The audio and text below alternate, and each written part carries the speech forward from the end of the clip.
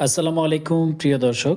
আজকের ভিডিওতে আমরা আলোচনা করব 2025 সালের সর্বশেষ আপডেট অনুযায়ী বাংলাদেশের শীর্ষ অবস্থানে থাকা 10টি ব্যাংকের অবস্থান নিয়ে। কোন ব্যাংকের ক্রেডিট রেটিং কত, কোন ব্যাংকগুলো সবচেয়ে বেশি নিরাপদ, আর কেন এই ব্যাংকগুলোকে ভালো বা শক্তিশালী হিসেবে বিবেচনা করা হয়েছে, এই ব্যাংকগুলোতে টাকা রাখা কতটুকু নিরাপদ। এই ভিডিওটি বিশেষ করে তাদের জন্য খুবই গুরুত্বপূর্ণ যারা এফডিআর বা ডিপিএস করতে চান, যারা ব্যাংকে বড় অঙ্কের টাকা রাখতে চান এবং যারা বিনিয়োগের আগে ঝুঁকি বুঝতে চান।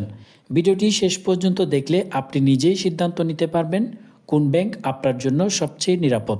রয়েছে প্রাইম ব্যাংক। 2025 সালের বাংলাদেশের সবচেয়ে শক্তিশালী ব্যাংকগুলোর একটি হলো প্রাইম ব্যাংক। রেটিং রিপোর্ট অনুযায়ী AAA লং টার্মের জন্য এবং ST1 শর্ট টার্মের জন্য, যা বাংলাদেশের ব্যাংকিং সেক্টরের সর্বোচ্চ রেটিং বলা হচ্ছে। কেন প্রাইম ব্যাংক এত শক্তিশালী?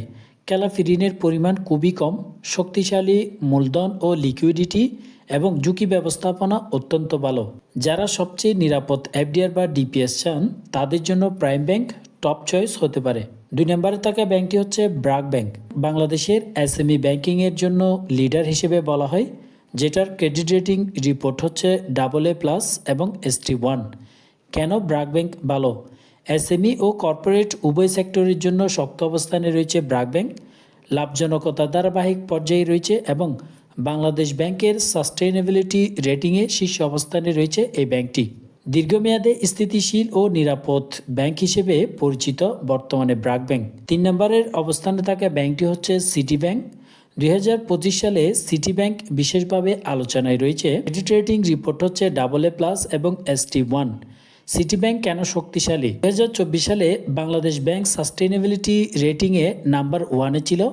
শক্তিশালী ডিজিটাল ব্যাংকিং রয়েছে তাদের ও কনজিউমার ব্যাংকিংয়ের লিডার হিসেবে বলা হয় এই সিটি ব্যাংকে। ডিজিটাল ব্যাংকিং ও আধুনিক ব্যাংকিংয়ের জন্য সিটি ব্যাংক আপনার জন্য সেরা চয়েস হতে পারে। নাম্বার 4-এ থাকা ব্যাংকটি হচ্ছে ইস্টার্ন ব্যাংক পিএলসি। বর্তমান ক্রেডিট রেটিং রিপোর্ট অনুযায়ী AA+ রেটিংয়ে রয়েছে। কেন এই ব্যাংকটি ভালো?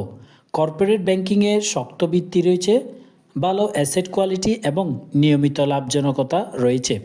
কর্পোরেট গ্রাহকদের জন্য একটি নির্ভরযোগ্য ব্যাংক হতে পারে ইস্টার্ন ব্যাংক পিএলসি। আবার 5-এ থাকা ব্যাংকটি হচ্ছে ডাচ বাংলা ব্যাংক পিএলসি, যার ক্রেডিট রেটিং রিপোর্ট হচ্ছে AA+।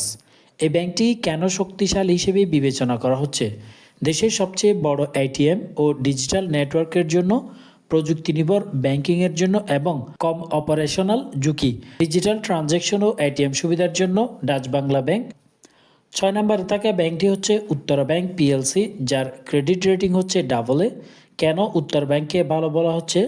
দীর্ঘদিনের অভিজ্ঞতার একটি ব্যাংক, রক্ষণশীল লোন নীতি এবং স্থিতিশীল ডিপোজিট বেস। ট্রেডিশনাল ও নিরাপদ ব্যাংকিং পছন্দ করলে ভালো হবে আপনার জন্য উত্তরা ব্যাংক। নাম্বার 7-এ থাকা ব্যাংকটি হচ্ছে trust bank PLC. Credit rating হচ্ছে AA-। এই ব্যাংকে কেন শক্তিশালী তালিকায় নিয়ে আসা হয়েছে?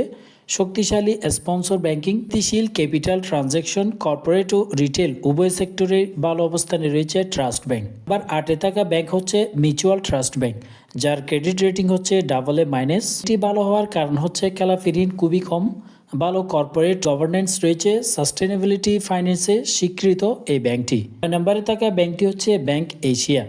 Bank Asia credit rating report অনুযায়ী A+ এবং AA- রয়েছে।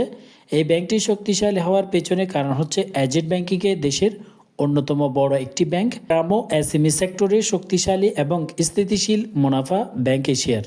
এবং সর্বশেষ নাম্বার 10-এ থাকা ব্যাংকটি হচ্ছে এনসিসি ব্যাংক, যার ক্রেডিট রেটিং রিপোর্ট অনুযায়ী A+ রেটিংয়ে রয়েছে। এই ব্যাংকটি ভালো হওয়ার পেছনে কারণ হচ্ছে রিস্ক বেস লিডিং উন্নত, বাংলাদেশ ব্যাংকের সাস্টেনেবিলিটি তালিকায় অন্তর্ভুক্ত রয়েছে, মাঝারি ঝুঁকির একটি স্থিতিশীল ব্যাংক। এই ব্যাংকগুলোর মধ্যে আপনি যদি সবচেয়ে নিরাপদ ব্যাংক চান তাহলে প্রাইম ব্যাংক আর ব্র্যাক ব্যাংক। ডিজিটাল ব্যাংকিংয়ের জন্য সিটি ব্যাংক এবং ডাচ বাংলা ব্যাংক। এসএমই ও গ্রামভিত্তিক ব্যাংক যদি চান তাহলে ব্র্যাক ব্যাংক এবং ব্যাংক এশিয়া। আর কর্পোরেট সেক্টরের জন্য ইস্টার্ন ব্যাংক, সিটি ব্যাংক। এই ব্যাংকগুলোকে আপনি চয়েসের মধ্যে রাখতে পারেন। নির্বাচন করার সময় শুধু লাভ নয়, ক্রেডিট রেটিং, ঝুঁকি ও স্থিতিশীলতা সবচেয়ে গুরুত্বপূর্ণ। ভিডিও ভালো লাগলে লাইক দিন, আপনার মতামত কমেন্ট করে জানান। আর এমন আরও তথ্যভিত্তিক ভিডিও পেতে চ্যানেলটি সাবস্ক্রাইব করে সাথেই থাকুন। ধন্যবাদ সবাইকে।